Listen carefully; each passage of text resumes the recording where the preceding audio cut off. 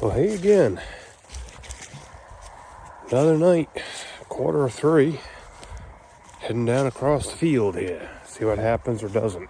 Even colder tonight than it was last night. Tonight's 20 degrees.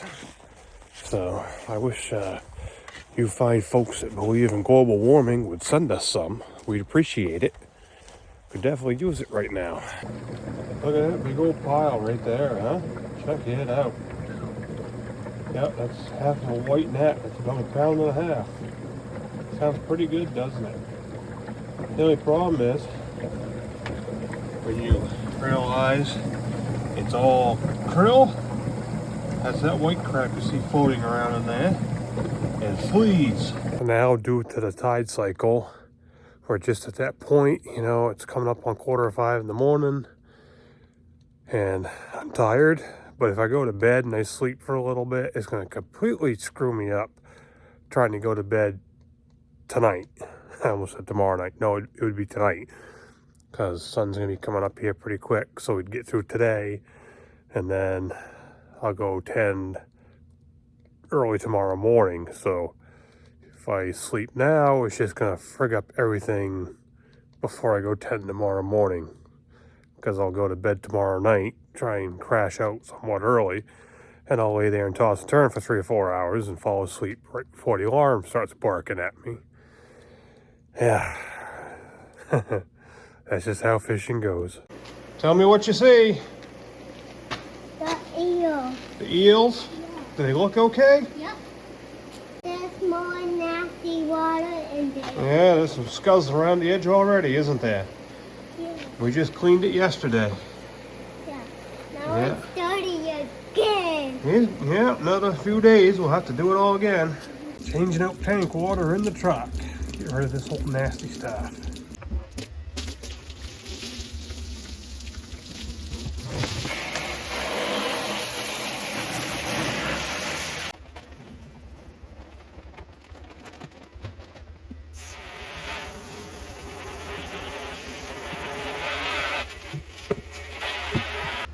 Make sure that salt is all mixed in there in good shape that I dumped in.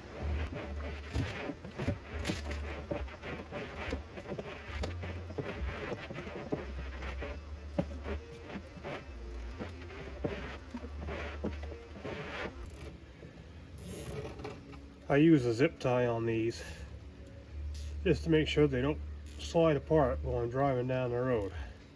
Because if one of these comes disconnected, I'm not going to get the airflow through the remaining ones that are connected. Most of the air will just bubble out the end of the tube. That's not what we want. And you can see kind of how loose they fit together. So a little bit of a extra precaution here. Yeah, truck is all reset, ready to go, good clean water. I'll keep these little buggers happy. In the previous video, had a fellow from Texas ask me, what do you do with the eels? Okay, good point. Fair question. I don't keep them, I sell them. And basically the way this process works is we, the fishermen, we catch them in this cycle of their life. This is the infant cycle. Yeah, we catch babies.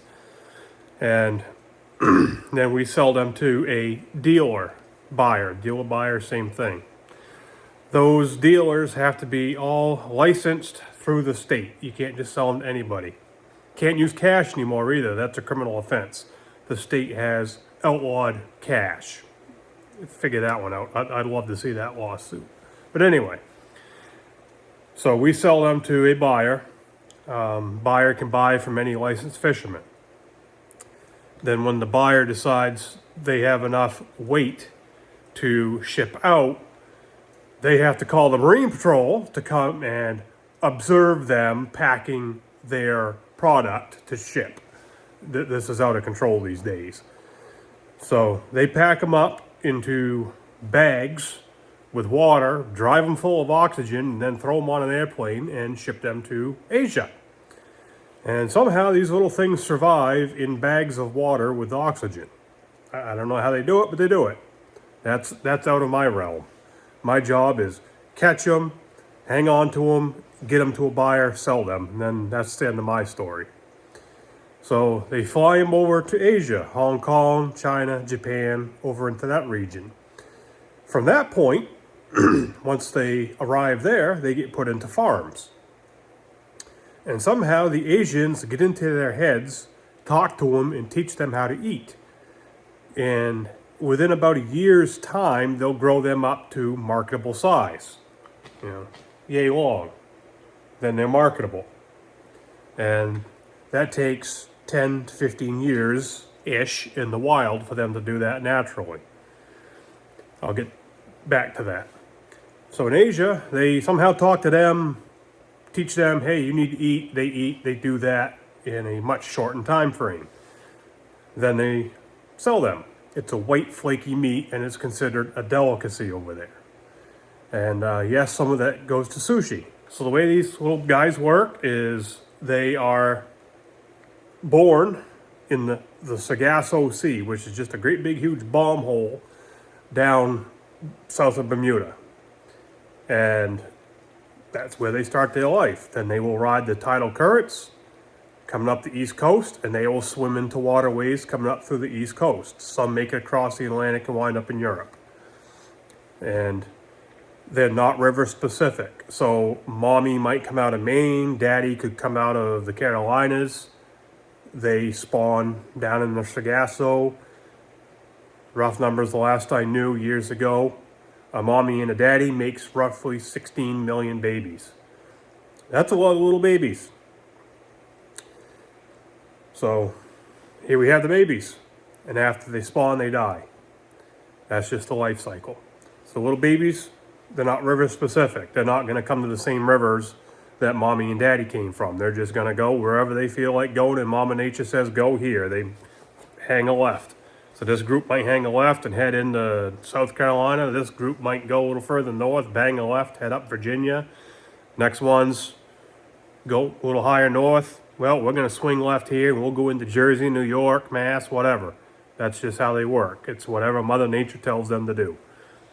They make it into the waterways, and this time of year they're down low in the waterways where the ocean meets the rivers. And that's about where they're going to hang out early in the season. As the season progresses, the water warms up, temperatures get warmer, they're going to start working their way higher up toward the fresh water. The way we fish, our gear cannot be in the center third of the waterway. So for easy figuring, if the waterway at mean high tide is 30 feet, your gear cannot be beyond 10 feet. So for mean high water right here, you measure out 10 feet, that's all you can do. Guys on the other side, 10 feet, so you have a 10-foot channel in the middle they can swim through. So whatever your width is, if it's 300 feet wide, you can be anywhere within out 100 feet. Our nets aren't that big. Even though we're catching them, not a lot right now, but when we do get good catches, there are still several of them that make it up through the centers of the waterway. And they will get up through the rivers, make it into the ponds. And that's where they will live. 10, 15 years, however long Mother Nature tells them, you stay here until you're ready to swim all the way back down to the Sargasso Sea. So they will stay wherever they land. So some will be here, some will be in the Carolinas, Mass, New York, Jersey, wherever, for X amount of time frame. They'll grow to adult size, they'll hang out, chill out, do their thing, and then Mother Nature says, all right, it's time for you to go make babies. So they'll swim down to the Sargasso, they'll do their things, play mommy daddy, do mommy daddy things, and make all kinds of little babies, billions and billions and billions of them, and the new life cycle starts over. So that's basically the long and short of how these little guys work.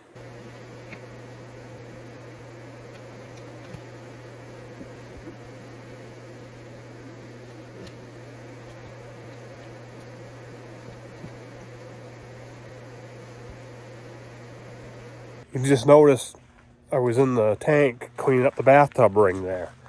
This water's only 3 days old now, I think. Little man and me just changed it over the weekend, and It's good water, but for some reason getting that scuzz in there. Okay, so get in there, clean that mess out. You know, you got to take care of these eels. You can't neglect them. And a lot of us that do tank them up like this, you do. You're keeping an eye on them. You're checking them all the time, 3-4 times a day. Always looking, always checking, make sure that water's good. Starts getting nasty, change it out like we did. You got to pamper these little guys. Keep them happy, keep them alive. Our fishery is just like any other fishery. You have good years, you have bad years. Catch-wise and price-wise. This year the price ain't great. The catch ain't great right now, but it should come around when the weather changes. That's just how it goes. And politically wise, dumb people wise, we fight the same battles. People wanting to shut us down. Lobstermen go through it, scallopers go through it, everybody goes through it. Because there's people out there that just don't want people to fish and make money. And that's things we deal with too. Well, let's get back to fishing. How do they look? I can't cut. Do they look okay? Yeah. All right. It's raining. I picked that tail bag up. She had some weight to it, and I already knew what it was. Krill. That is about 3 pounds right there. Most of it is krill. I gotta get through all that. 05:45. I gotta wait a few minutes. I only threw my knee highs on because I figured the tide would be gone. And the bag is coming out, but I'd be up to my knees at the moment, so just gonna let the tide drop a little more. Yeah, we're supposed to have some weather today. Winter's coming back, and then tomorrow's supposed to be sunny and 50. We're playing that game again. Wonder how much krill's in there this morning. Had about 3 pounds of that crap yesterday. Yeah, it's a lot of fun digging through that mess. Yeah, tide's dropping. Should go pretty quick. Well, maybe 10 minutes. We've made it down that far. Should go in pretty quick. I should be able to get in there now, no problem, with my knee highs on. See what kind of fun awaits. There's a mess. Not as much of a mess as yesterday, but it's still a mess. Pick through it and see what we get at the end of it. Here's another trick you can do. Bucket full of water, get the mess in the big net, and get it loose so things can move around. And sometimes some of them will crawl through the holes by themselves. Plus it keeps them in the water. So we'll let this sit for a few minutes, let them do their thing, and then I'll pick through the rest. It's a lot better than I've been seeing. Get them in here where I can do something with them now. A few more fleas I gotta pick out, but I'm trying to do it out here right now. It's cold, so at least in here in the tank there, you can see how they break apart.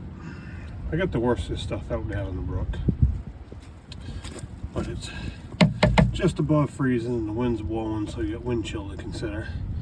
I don't want to have them up in the air playing with them, so we're gonna mess in the core, but being able to let things spread apart like that, you can get in there easier with a net and clean them out and keep them in the water. Thanks for hanging out with me. Catch you in the next one.